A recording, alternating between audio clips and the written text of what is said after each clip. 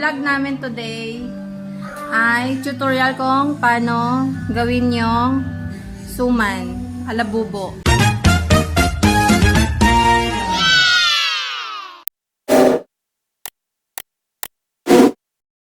So ayan, ilagay nyo sa ganyan. Make sure flat yung inyong lamesa. Tapos lagyan natin ng ito, binokbok na may niyog. Ayan. So, dapat katamtaman lang siya, guys. Pantay-pantay mo. Ayan. Kailangan ipantay. Gamitan mo ng Mga 40 square meters. Kailangan padagdagan konti. Dami na yan. Ay, okay. Awasan natin ng 1 grams. Wow, epic caustic. Ayan. Today, guys, mag-aobra kami sang padalos dos, alabobo. Ayan.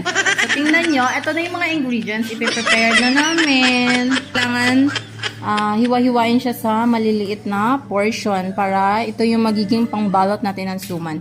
At ayan si Madam Bobo. Ayan. Diba?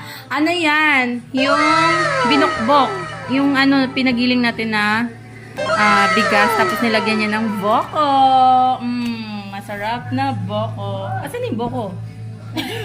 Ay, kala ko ilalagay pa lang. Ayan, ayan yung buko, guys. Oh. Unang kagat buko agad. Diba? Ganyan lang ang magawa ng suman. Oy, ayan. Yung dede niya, merong ingredients ng padalusdos. Kasi si Bobo, medyo practical na nowadays. Kaya yung pangsuman, nilagyan ng nilagay sa dede ni Sian. Joke! Prepare naman natin yung ating dahon. At yan, nasunog na nga. Na-overcook na siya ng mild. Kailangan natin iganito yung dahon ng saging para pag binalot natin siya, hindi siya yung parang na, mabilis punit. Parang palalambutin lang natin siya. Ayan. Pwede siyang ilatag sa direct sa apoy or ganito. Ilalagay siya sa mainit na tubig. Malambot na yung dahon natin. Hindi na siya mabilis mapunit pag magbabalot tayo later ng ating suman. Ayan, ganyan siya. At malinis na to, guys, ha. Patutuyuin na lang later. Sukal. One of the ingredients. Nilalagyan pa pala na sukal. Ayan, imekos-mekos na inday. Ano naman malasa? Lalagyan pa ba yan ng gata? Hindi lang. Ay, Tubigyan na. okay. Di ba masarap daw pag may gata? Hindi pa pamisin. Ayan pala yung mga secrets ni Inday. Lagyan natin ng suka para mapanis.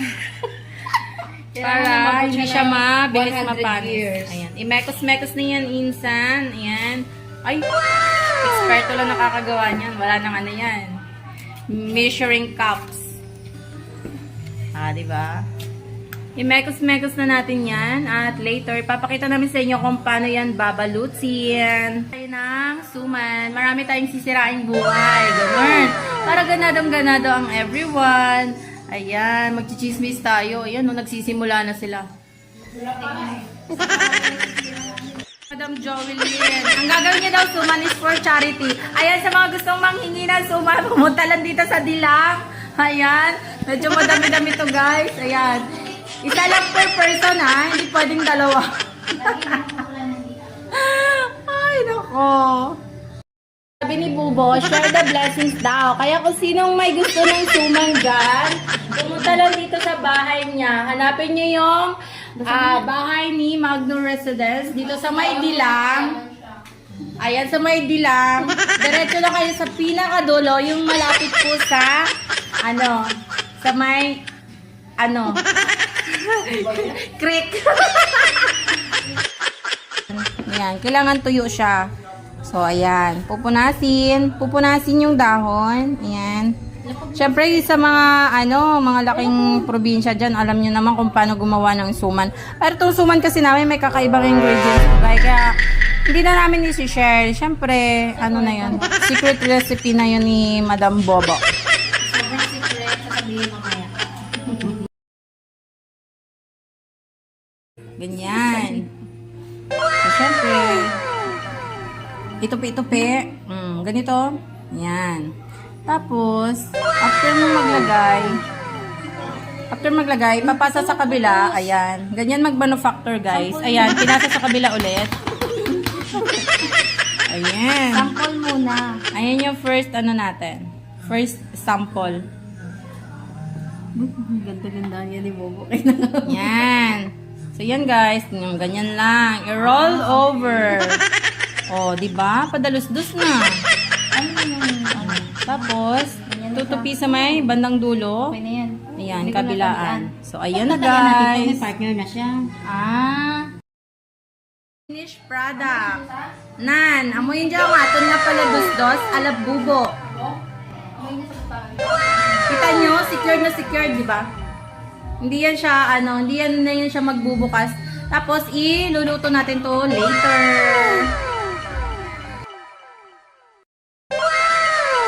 Bago makakain. Ako yung camera girl. Mamaya na ako magtutulong. Yan na nabalot nyo, 4 na. Nagugas na ba kayo ng kamay? Hindi, nangulang kami.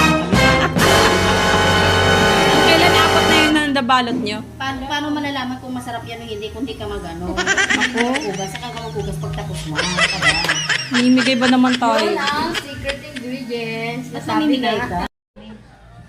Ayan na. Ito na yung finished product, guys. Ayan. Magkano to? Tag-10 ang ganito. 10 ang isa. 3,100. Ay, putik na lang ako. Kumain ka na, nak. Dito may ulam mo. Ano oras na? Gusto din ko ulam. Ano ba to? Bahati? Ay, hindi. Ayaw siyang hati. Matusok man ako. Dapat ganito lang. Ayan. Huwag masyadong mahaba. Baka mahirapan man tayo mag...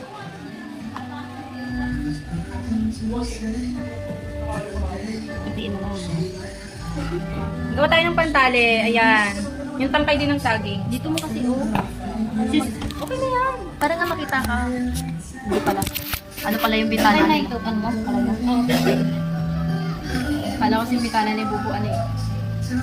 Ha? O, sa akin pa talaga nakatingi. Nakatingi? Nakatutok. Grabe naman yan. Pero syempre kailangan may background music. Masakit. Na masakit. Charot.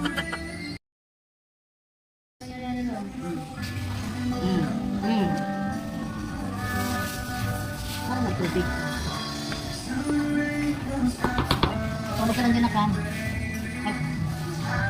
Naramdaman mo na yung amo. Hindi mamaya patasin ko yung ano. Yan. Dapat tutupiin.